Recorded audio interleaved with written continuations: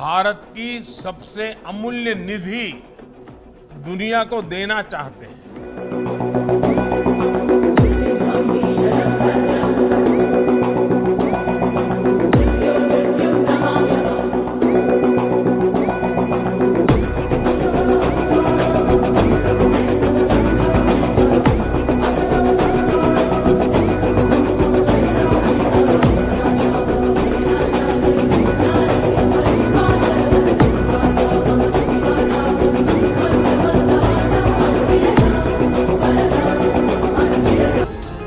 भारत गुलामी के गहरे गर्त में फंस गया था।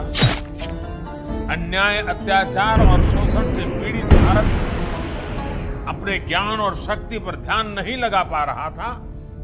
तब ये भक्ति ही थी जिसने भारत की चेतना को जीवंत रखा, भारत की पहचान को अक्षुण्ण रखा। ये कोई साधारण काम नहीं था। उन्होंने करीब 70 साल की उस उम्र में इस्कॉन जैसा वैश्विक मिशन शुरू किया। जब लोग अपने जीवन का दायरा और सक्रियता कम करने लगते हैं, ये हमारे समाज के लिए और हर व्यक्ति के लिए एक बड़ी प्रेरणा है। कई बार हम देखते हैं लोग कहने लगते हैं कि उम्र हो गई, नहीं तो बहुत कुछ करते हैं, या फिर अभी तो सही उम्र नहीं है ये सब काम करने की। लेकिन प्रभुपाद स्वामी अपने बचपन से लेकर के पूरे जीवन तक अपने संकल्पों के लिए सक्रिय रहे।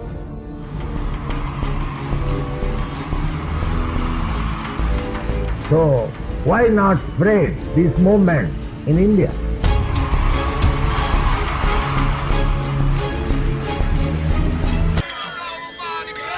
उन्होंने देश के स्वतंत्रता संग्राम में संघर्ष किया था।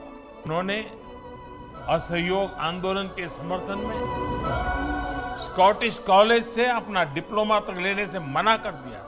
श्रील प्रभुपाद स्वामी हमेशा कहते थे कि वो दुनिया के देशों में इसलिए भ्रमण कर रहे हैं क्योंकि वो भारत की सबसे अमूल्य निधि दुनिया को देना चाहते हैं। स्वामी जी के पूज्य गुरु जी श्रील भक्ति सिद्धांत सरस्वती जी ने उनके अंदर वो क्षमता देखी, उन्हें निर्देश दिया कि वे भारत के चिंतन और दर्शन को दुनिया तक ले जाएं। Despite of all my difficulties or my inconveniences, I have taken all the risks in the old age because I am in duty bound. Srila Prabhupada ji ने अपने गुरु के इस आदेश को अपना मिशन बना लिया और उनकी तपस्या का परिणाम आज दुनिया के कोने कोने में नजर आता है।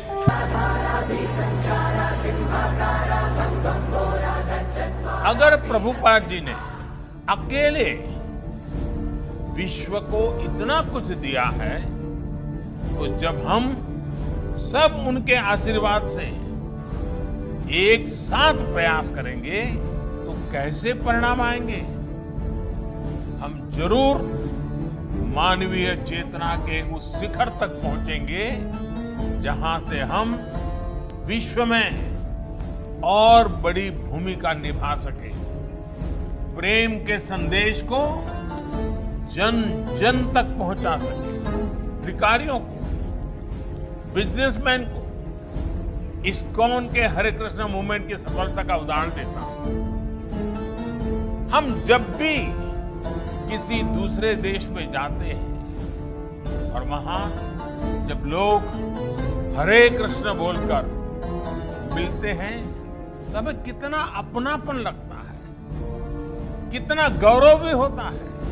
11 सालों में दुनिया ने जो कुछ देखा, श्रद्धेय अटल जी के शब्दों में कहें तो अटल जी ने इनके विषय में कहा था, वो किसी चमत्कार से कम नहीं था। आज दुनिया के अलग अलग देशों में सैकड़ों इस्कॉन मंदिर हैं, कितने ही गुरुकुल भारतीय संस्कृति को जीवंत बनाए हुए इस्कॉन ने दुनिया को बताया है कि भारत के लिए आस्था का मतलब है उमंग, उत्साह और उल्लास और मानवता पर विश्वास। आज अक्सर दुनिया के अलग अलग देशों में लोग भारतीय वेशभूषा में कीर्तन करते दिख जाते हैं। कपड़े सादे होते हैं, हाथ में ढोलक, मंजीरा जैसे वाद्य यंत्र होते हैं, हरे कृष्ण का संगीतमय कीर्तन होता है और सब एक आत्मिक शांति में झूम रहे होते हैं। लोग देखते हैं तो उन्हें यही लगता है कि शायद कोई उत्सव या आयोजन है, लेकिन हमारे यहाँ तो ये कीर्तन, ये आयोजन जीवन का सहज हिस्सा है। उनको, इससे जुड़े सभी भक्तों को आपके इस सेवा यज्ञ के लिए बहुत बहुत शुभकामनाएं देता हूं कि पूरी दुनिया में भारतीय आदर्शों और संस्कारों के ब्रांड एम्बेसडर की भी भूमिका निभा रहे हैं। भारत का शाश्वत संस्कार है सर्वे भवन्तु सुखिनः, सर्वे सन्तु निरामय। यही विचार इस्कॉन के जरिए आज आप सभी का, लाखों करोड़ों लोगों का संकल्प बन चुका है। ईश्वर के प्रति प्रेम और जीव मात्र में ईश्वर के दर्शन, यही इस संकल्प की सिद्धि का मार्ग है।